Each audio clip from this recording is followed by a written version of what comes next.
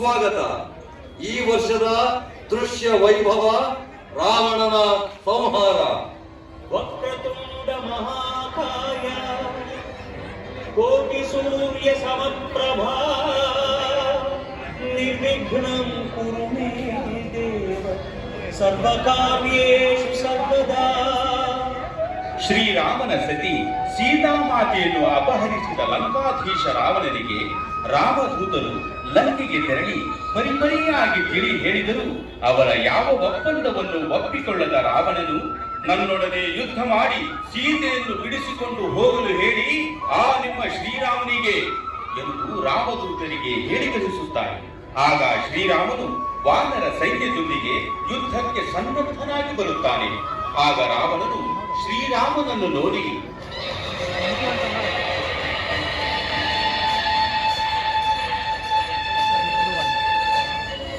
ಓಹೋ, ನೀನೆಯೋ ಶ್ರೀರಾಮ? ಹೊಸುಳೆಯಂತೆ ಕಾಣುವ ನೀನು ನಾನು ಕಳಿಸಿದ ಅತಿರಥ ಮಹಾರಥರನ್ನೆಲ್ಲ ಸಂಹರಿಸಿದಿವಿ ಎಂದರೆ ನೀನು ಪರಾಕ್ರಮಿಯೇ ಸರಿ. ಆದರೆ ಈ ದಶಕಂಠ ರಾವಣನನ್ನು ಸಂಹರಿಸುವುದು ಅಷ್ಟು ಸುಲಭವಲ್ಲ. ಸುಮ್ಮನೆ ನನ್ನೊಡನೆ ಹೋರಾಡುವ ಸಾಹಸ ಮಾಡಬೇಡ, ಹೊರಡು ಇಲ್ಲಿಂದ. ರಾವಣ, ರಣರಂಗಕ್ಕೆ ಹೋರಾಡಲು ಬಂದ ಕ್ಷತ್ರಿಯ ಬೆನ್ನು ತೋರಿಸಿ ಓಡಿ ಹೋಗುವುದಿಲ್ಲ. ನಿನ್ನೊಡನೆ ಯುದ್ಧ ಮಾಡಲು ಸಿದ್ಧರಾಗಿಯೇ ಬಂದಿದ್ದೇನೆ. ಆ ಪೂರ್ವ ಅಂತಿಮವಾಗಿ ನಿನಗೆ ಹೇಳುತ್ತಿದ್ದೇನೆ, ನನ್ನ ಸತಿ ಸೀತೆಯನ್ನು ನನ್ನೊಡನೆ ಕಳಿಸಿಕೊಡು. ಸಾಧ್ಯವಿಲ್ಲ. ನಿನಗೆ ಫಲವಿದ್ದರೆ ನನ್ನೊಡನೆ ಹೋರಾಡಿ ಗೆದ್ದು ನಿನ್ನ ಸತಿಯನ್ನು ಬಿಡಿಸಿಕೊಂಡು ಹೋಗು. ಸರಿ, ಹಾಗಾದರೆ ನೋಡು ನನ್ನ ಬಾಣದ ರುಚಿಯನ್ನು.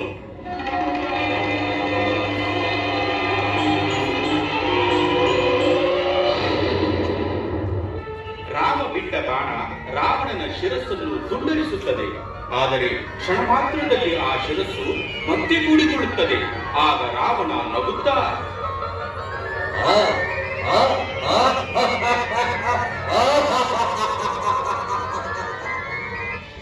ನೋಡಿದೆಯಾ ಶ್ರೀರಾಮ ಈ ಲಂಕಾಧೀಶ ರಾವಣನ ಸಾಮರ್ಥ್ಯವನ್ನು?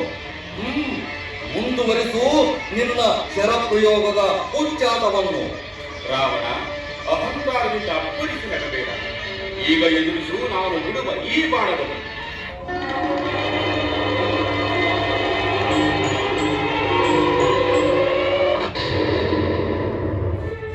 ರಾಮ ಬಿಟ್ಟ ಈ ಬಾಣವು ರಾವಣನ ಶಿರಸ್ಸನ್ನು ತುಂಡರಿಸಿದರೂ ಮತ್ತೆ ಮೊದಲಿನಂತೆ ಕೂಡಿಕೊಳ್ಳುತ್ತದೆ. ಆಗ ರಾವಣನ ಸಹೋದರ ವಿಭೀಷಣನು, ಪ್ರಭು ರಾಮಚಂದ್ರ, ರಾವಣನ ಶಿರಸ್ಸನ್ನು ಎಷ್ಟು ಬಾರಿ ಕತ್ತರಿಸಿದರೂ ಪ್ರಯೋಜನವಿಲ್ಲ. ಅವನ ಶಿರಕ್ಕೆ ಗುರಿಯಿಡುವ ಮೊದಲು ಅವನ ವಕ್ಷಸ್ಥಲಕ್ಕೆ ಗುರಿಯಿಟ್ಟು ಬಾಣವನ್ನು ಪ್ರಯೋಗಿಸು. ಅವನ ಹೃದಯ ಭಾಗದಲ್ಲಿರುವ ಅಮೃತ ಕಳಶವನ್ನು ಭೇದಿಸು.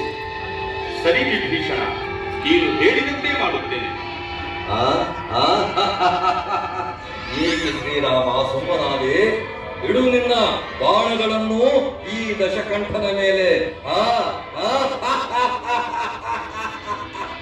ಬಿಡುತ್ತೇನೆ ರಾವಣ, ಬಿಡುತ್ತೇನೆ.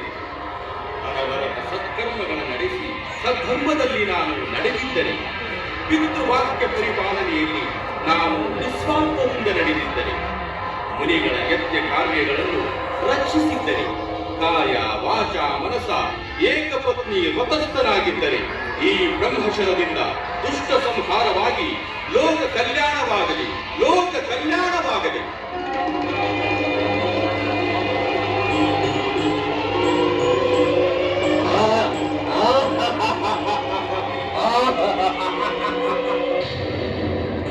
Oh!